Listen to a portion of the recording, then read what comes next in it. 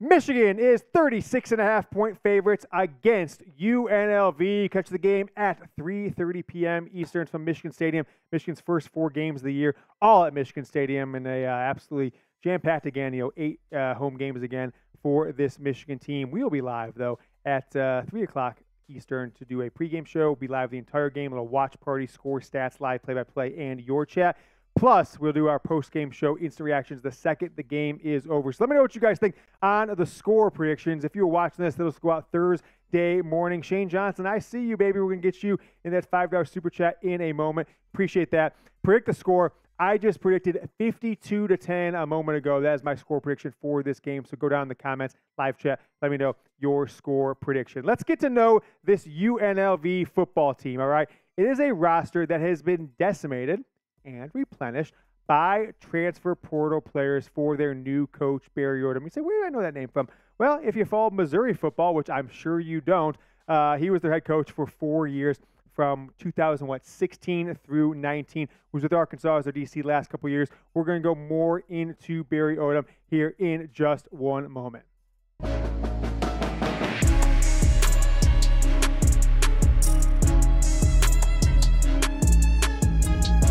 But before we do, get to post us in the chat. I don't want to forget, right? I think we're all focusing on Georgia and Jim Harbaugh and making the playoff, natty or bust, but it's always Bosa for me. Beat Ohio State again. Let's not forget about that as a group, as a show, as a fan base, because it's what made this. I think that focus has led to the last 2 seasons. UNLV got off to a 30-point win, right, against Bryant College, Bryant University, whatever the hell that is. They've got some. Look at those names there, Jack. Zevi and Fabrice as their their leading passer and running back. But Doug Brumfield, the quarterback, he's a dual threat guy for UNLV. 86 yards passing, not that big of a deal. Vincent Davis Jr. though, he busted out like a 65 or so plus yard touchdown on like the first play of the game. Ended up only with 3 carries for 79 yards.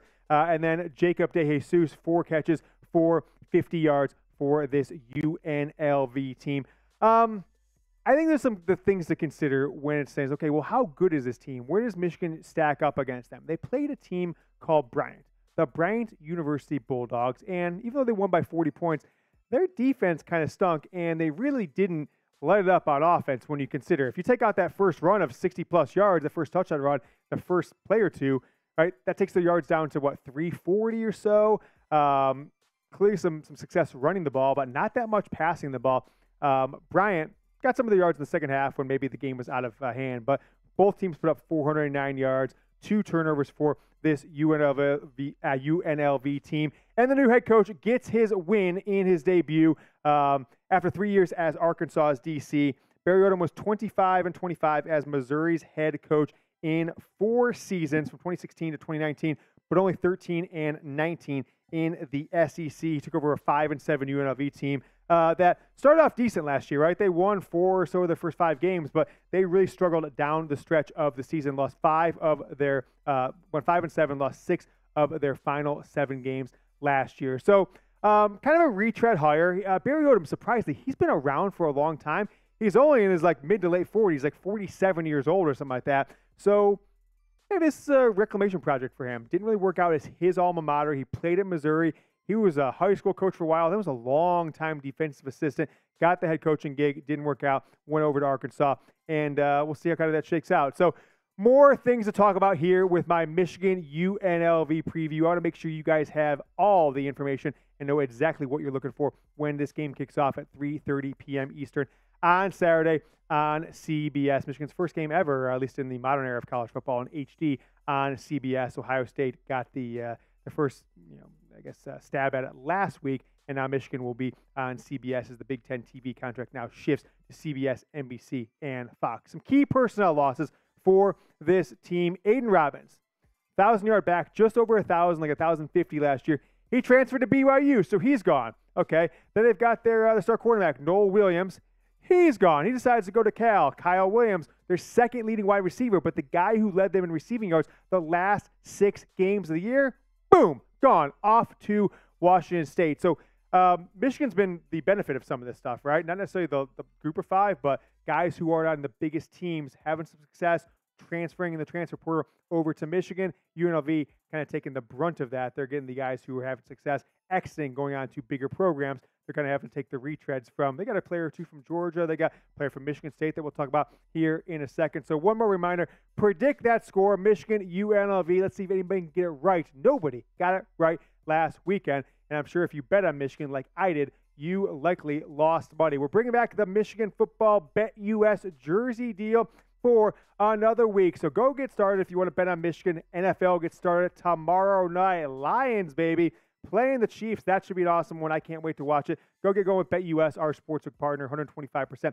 deposit bonus. Click that link in the live chat or type it in right now, chatsports.com/GoBlue. Will redirect you to BetUS. All you got to do to get the deposit bonus and a Michigan football Jordan brand jersey is to use the link so it can track you. Use the promo code to deposit $100 or more. Get 125% deposit bonus, right? $100, you get an extra $125, $200, extra $250. Make your first bet. Send us an email, right? jersey@chatsports.com right there. Send us an email. That link is in the live chat. We'll put in there and the comments and description. You get a Michigan football jersey. We'll get some information from you, size, make sure we get your right address, ship you one of these bad boys off. Dozens of you guys have already participated in this. I think it'll run for about another week and a half, so don't miss out. Chatsports.com/GoBlue, promo code GoBlue. Remember? Do you remember? Do you remember Ricky White? I had nightmares about Ricky White, and then I forgot he existed, and that was a good thing. I fell off the face of the earth. We didn't have to see him again, right? After 2021, he's not there anymore. And then we're doing our preview the last 2 days. I'm like, oh my gosh, Ricky White, how do I know that name? Because of this. As a true freshman, in his second or third game, I think it was his third game, as a Michigan State Spartan, true freshman, 2020, COVID season, no fans in the stands at Michigan Stadium. He goes for 8 catches, 196, and a touchdown against Michigan 3 years ago. He will be a fourth-year player, right? But I think he's actually got 2 more years of eligibility after this because he sat out for a year, has a COVID eligibility year.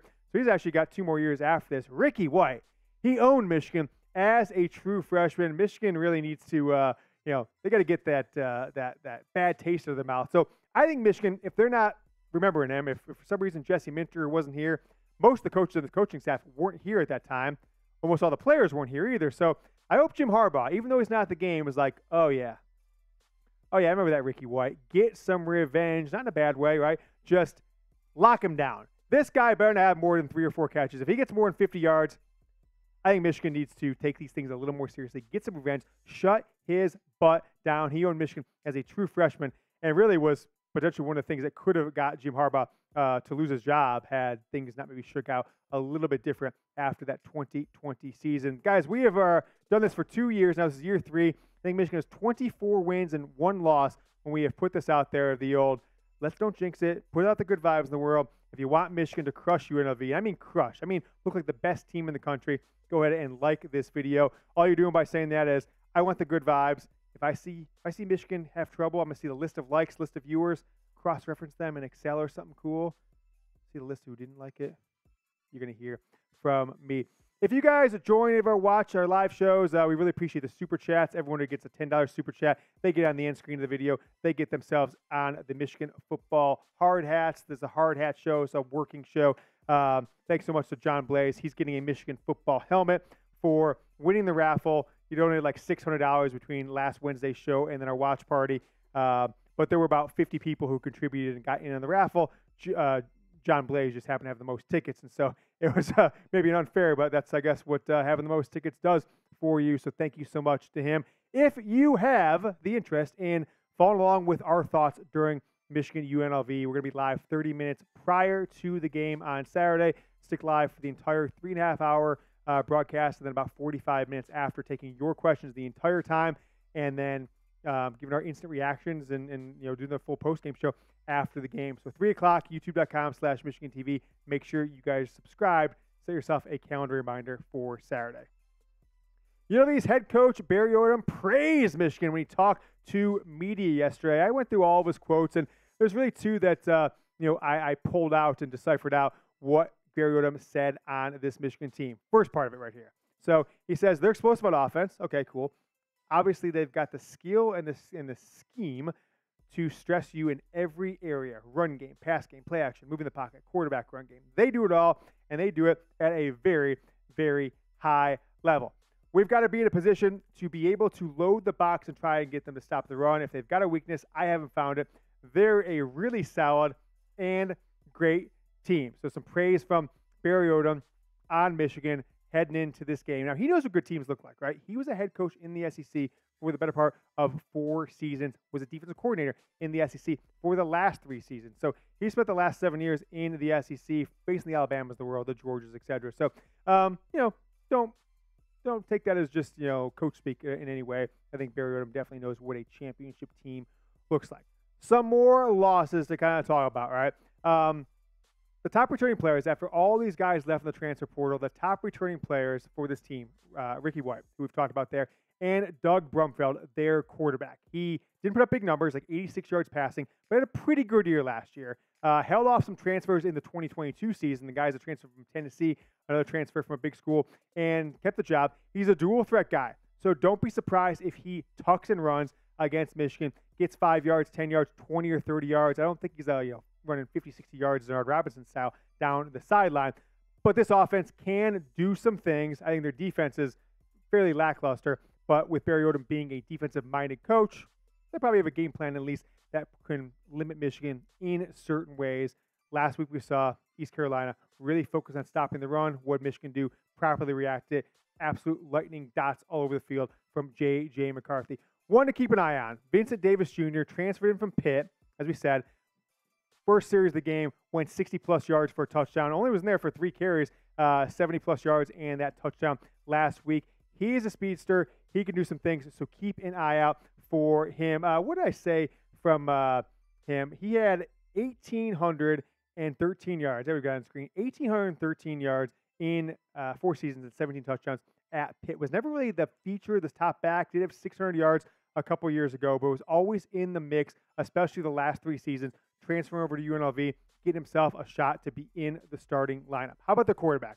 We mentioned him a moment ago, Doug Brumfield, 2022, 64% completion, 65% rounded up, 2,000 yards shy, 102 yards shy of 2,000, but really wasn't doing a ton through the air. So this team is going to move the ball if they can, likely with some read option, quarterback rolling out, making some plays with his feet, and then catching lightning in a bottle with the running game and breaking off long runs like they did this past weekend. 261 yards last year for Doug Brumfield, 6 touchdowns. So he is a dual threat player and can be really the difference in this game for UNLV if they want to stick into it, past the first quarter and make this any sort of a game in the second half. The defense, though, keep an eye out for Jackson Woodard. Okay, has been there for a few years, hasn't really had a ton of stats. And when I saw what he did the other day, I watched the film, saw him run out there, and saw the praises from coaches from in the preseason, and then coming out of this game, 9 tackles, led the team with 9 tackles in the opener. Transferred in from Arkansas. Keep an eye out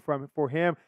Clearly, Barry Odom knows him from their time at Arkansas, so that is one player. He is number 7 to keep an eye out for UNLV on this defense. I'll wrap the show in a second with our top players on UNLV to keep an eye out for, but did want to update you guys on the subscriber battle. We were challenged by our Alabama show here at Chat Sports, who has the most subscribers between Sunday, I think it was Sunday or Monday. I can't remember what it was.